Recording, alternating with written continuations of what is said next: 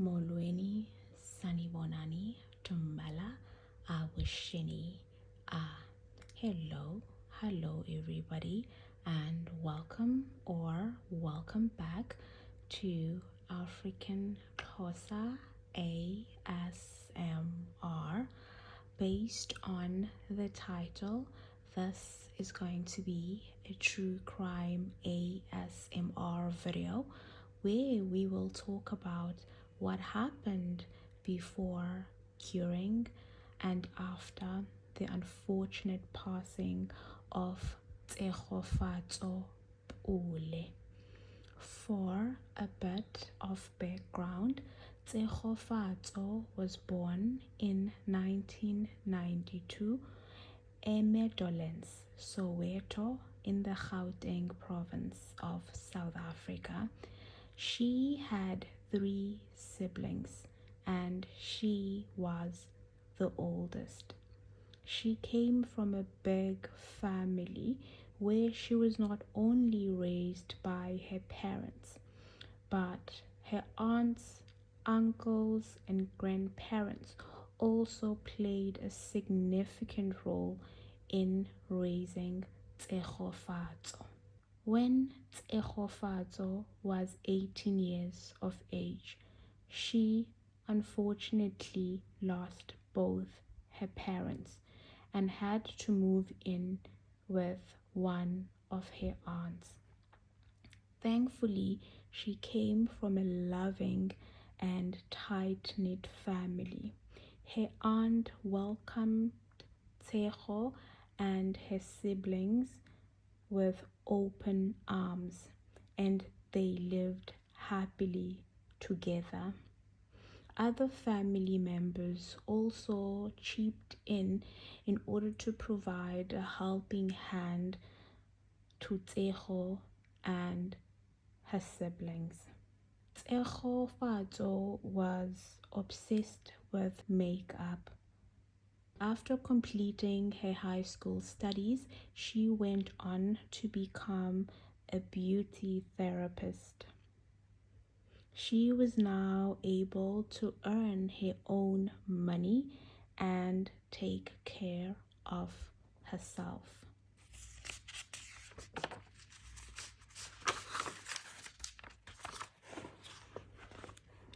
In 2018, Tshego met a Johannesburg Stock Exchange analyst named Ntuthuko Ntokozo Shoba.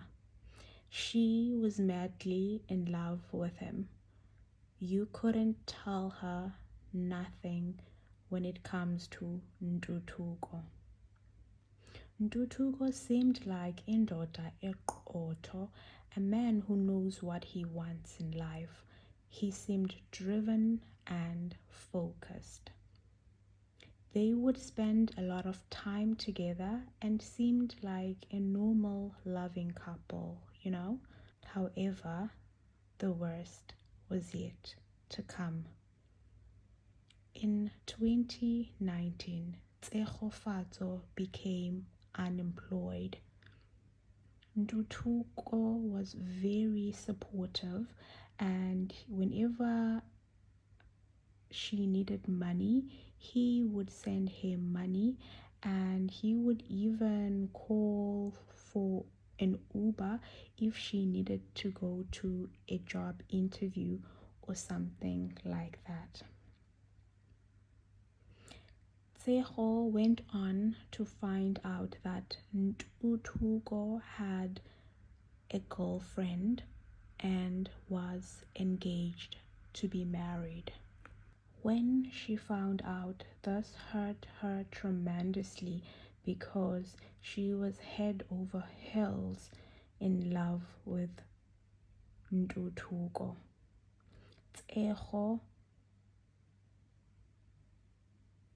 was somehow the other woman. Despite her being aware that Ntuthuko had a fiance, she decided to continue with the relationship. Tshego used to share everything with her family, but she kept this a secret from her family and friends. She never told them that Ntutuko was engaged to be married. Tsego's uncle claims that they would have pleaded with her to stop seeing him if they knew, and that they would have spoke sense into her. Later in 2019, Tshegofatso fell pregnant with Ntutuko's baby. Ntutuko told Tshego that he was engaged to someone else and isn't ready to be a father. So he told Tshego to terminate her pregnancy. Tshego went on to terminate the pregnancy without her family and friends knowing that she was ever pregnant. In 2020, Tshegofatso fell pregnant once again.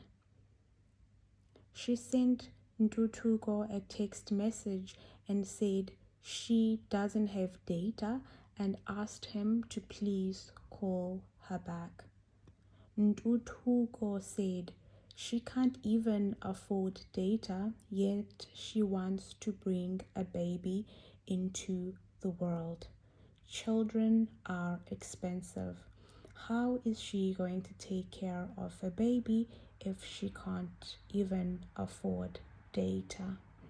Ntutuko's response highly offended Tshego, and she told him that she isn't going to terminate the pregnancy this time around.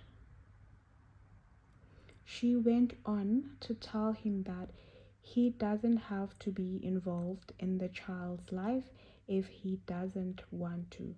She will raise the baby on her own. However, all of a sudden, Ntutuko had a change of heart. He told her that he was excited to be a first-time dad and seemed to be thrilled about the pregnancy.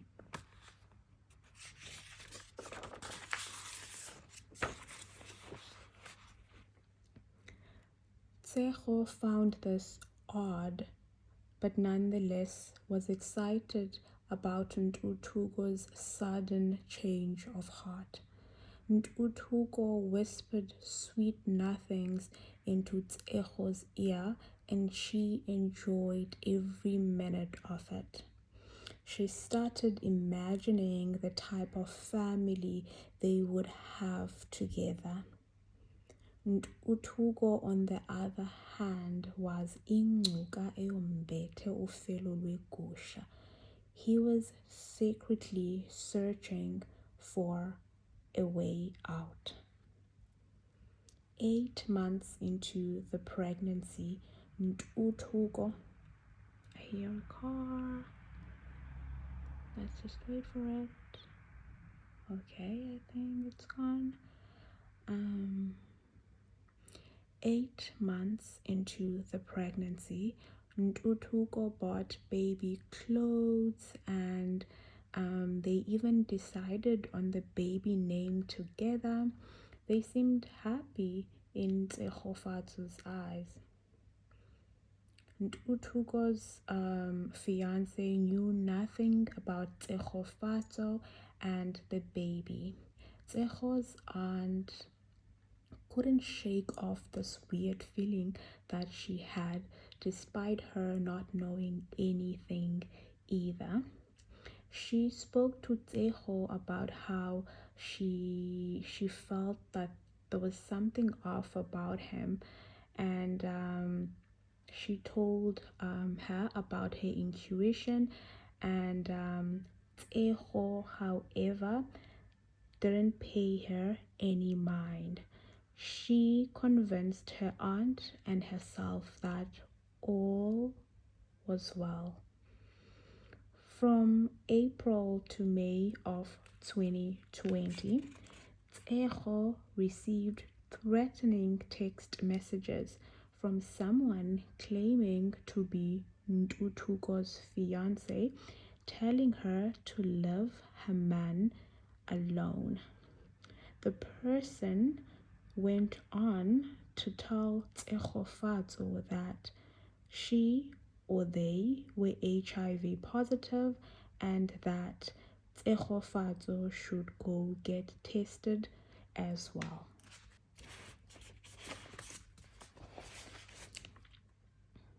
Ntutuko's fiance claims that she never sent those text messages and she found out about Tshegofatso upon Ntutuko's arrest. It was never revealed who actually sent those messages. On the 29th of May in 2020, Tshegofatso was job hunting and she received a phone call from someone. I hear a car once again. I'm so sorry, guys. I'm so sorry. Okay, I'm sorry. I hate cutting and starting and cutting and starting when I'm recording a video. And there are cars today driving by, and I don't know because it's in the middle of the night. I don't know. It's a busy night, I guess. So, the recruiter, this person who called her claimed to be a recruiter and invited Tshegofatso to a job interview for being a makeup artist. The person told Tshegofatso that the interview will take place at McDonald's. Tshegofatso found this odd because we were in the middle of a pandemic. Why would they have an interview at McDonald's in the middle of a pandemic? And also McDonald's is very busy and noisy, so it didn't make sense to have the interview there, but she went nonetheless because she was desperate for a job. But she made it a point that she brought a friend along just in case, something shady goes down. No one showed up for the interview. She tried calling the number, but the recruiter didn't pick up.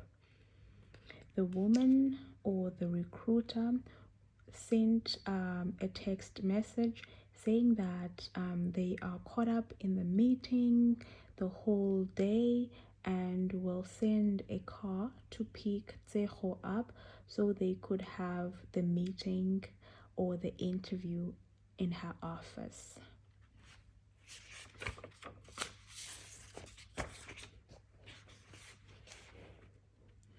The person claiming to be a recruiter said that there is a jeep waiting outside McDonald's for Tshegofatso, so she should go to it and get inside the jeep. Tshegofatso found this strange and did not go to the car, and she did not go anywhere with the jeep. However, this was not the last time she would see this jeep. It was only the beginning. A week later, after seeing this jeep, Ntutuko called Tshegofatso to come visit him at his place because he wants to talk about the baby before the baby arrives. The baby was due in less than a month. When he called Tshegofatso, it was at night, and Tshegofatso got up and told her aunt that he was going to Ntutuko's place. Ntutuko then sent an Uber to pick up Tshegofatso. Tshegofatso went to Ntutuko's house and they started discussing their future and the baby, and all seemed well. However, Ntutuko kept getting calls from his fiancée throughout the night. This made Tshego jealous and angry, and she wanted to leave. Ntutuko called an Uber around 10 p.m. and they went outside to wait for the Uber. The Uber was not there, and they went back inside the house and they came out again 5 minutes later. A Jeep pulled up, the same one from a week before, the same Jeep from McDonald's. Tshego got inside the Jeep and the Jeep drove away. The driver was Ntutuko's acquaintance from high school, Muzi Molepane. Muzi Molepane. I hear a car again. Do you hear that? I hear a car again. I'm sorry. I'm sorry. After high school, Ntutuko went on to become a successful Johannesburg Stock Exchange analyst, while Umuziena went on to become a vehicle thief and a career criminal. On a random day, Ntutuko called Muzi and asked him if he knew anyone who would be willing to kill his girlfriend for him. Ntutuko told Muzi that he didn't want his fiancée to find out that he has a girlfriend and that his girlfriend is pregnant. That is because his fiancée lost her mother to cancer and was set to receive 8 million rands for her mother's unfortunate passing. So he told Muzi that if his fiancée found out that he has a girlfriend on the side and that the girlfriend is pregnant, she would leave him, and that means that he would not get a cent from the 8 million rand his girlfriend is set to receive.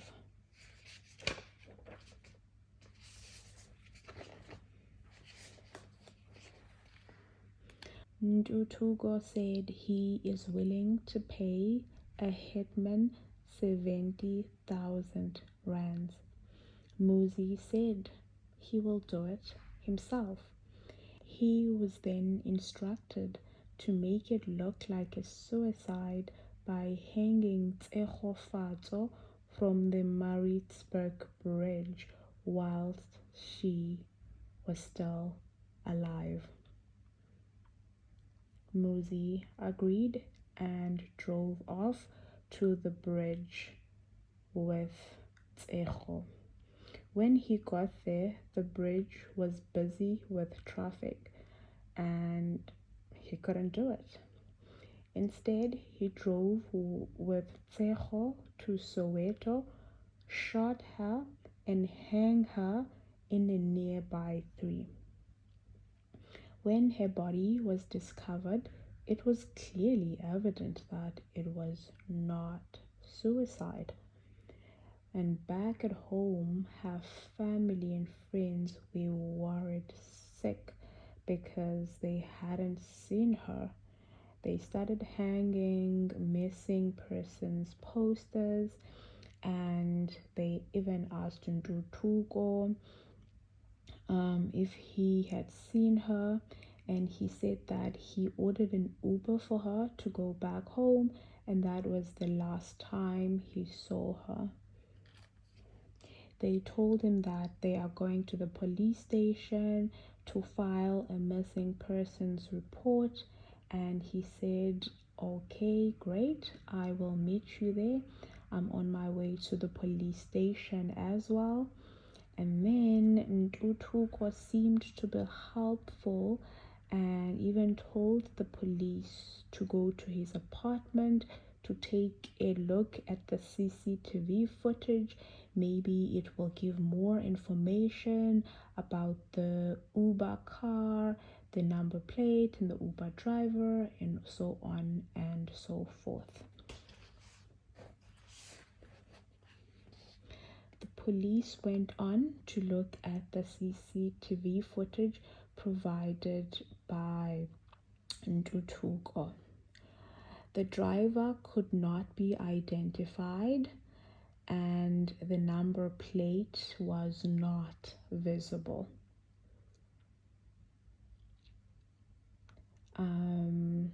On the other hand, Muzi used a fake number plate when he went to go pick up a Tshegofatso. So the police started looking at the CCTV footages nearby, looking for the same car, the same model, the same make, and they could see the number plate on the other CCTV footage from the traffic. And however, the number plate was fake. Luckily, on the other footage, the fake number plate had fallen off and the original number plate was now visible. And the police was able to track or trace it back to Muzikhanyise Malepane. Muzikhanyise Malepane was then arrested. The police offered him a plea deal. He agreed and told the police everything. And on the 19th of February in 2021, Muzikhanyise Malepane was sentenced to 20 years behind bars for the role he played on the murder of Tshegofatso Pule. Ntuthuko Ntokozo Shoba, on the other hand, denied his involvement.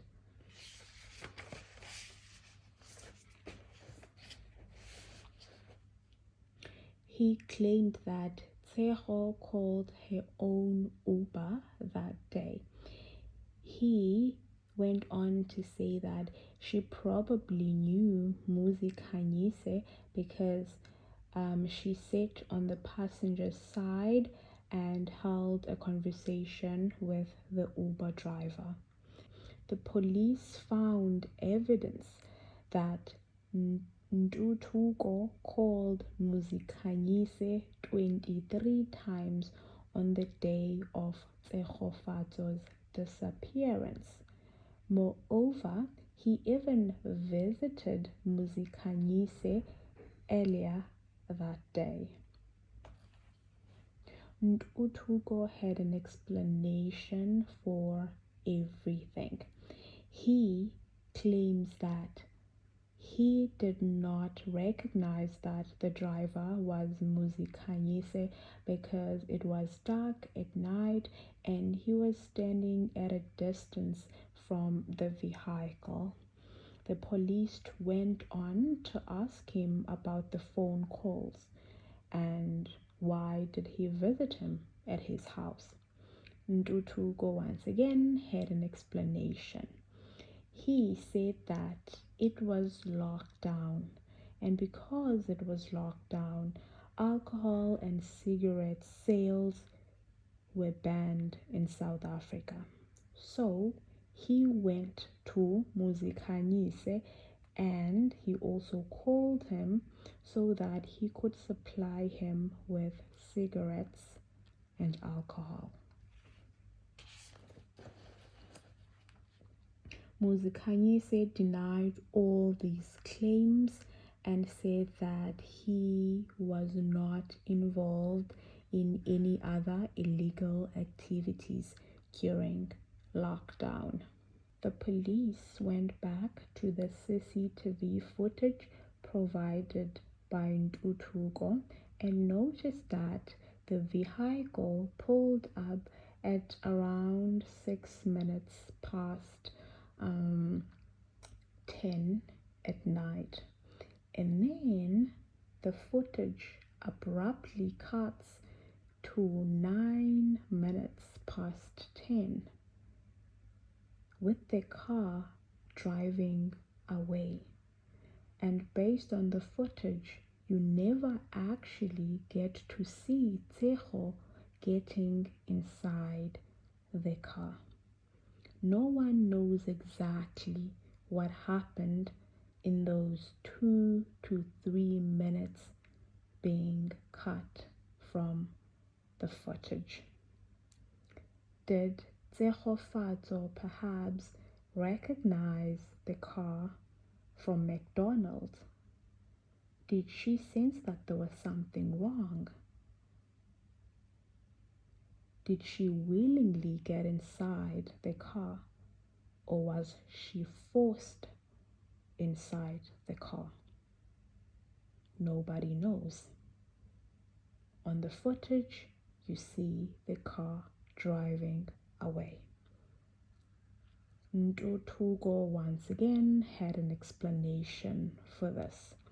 He said that the camera only records when there is movement in front of the gate. And then when he started, and it started recording when he was walking back inside the yard. But then again, why did it take Tshego nearly 3 minutes to get inside the car? Why was she so hesitant to get in? And there is no evidence that she went inside willingly. The judge didn't buy Ntuthuko's story.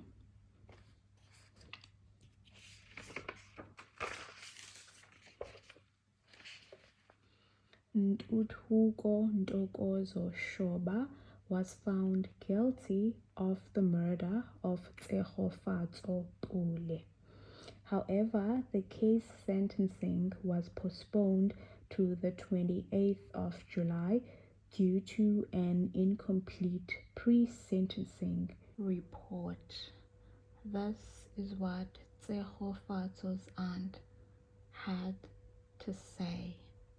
In court, when they were reading exactly the confession of Malipane on what he did. He passed with her at home and took her to Notre-Dame, go and shot her there. And I'm asking myself, a highly pregnant woman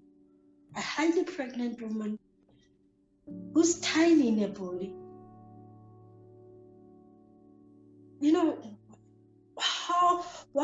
at what stage did he find himself taking that gun and shoot her? At what stage? And how did he feel after that? And now you ask yourself, you know how she would react. And I knew how she would react. She would say, it's okay, and close the eyes. Because of in South Africa, as long as you behave well inside, you get parole. I wish he can be sentenced lengthier and longer sentence in a manner, and he should not even qualify for parole at all. That's my wish.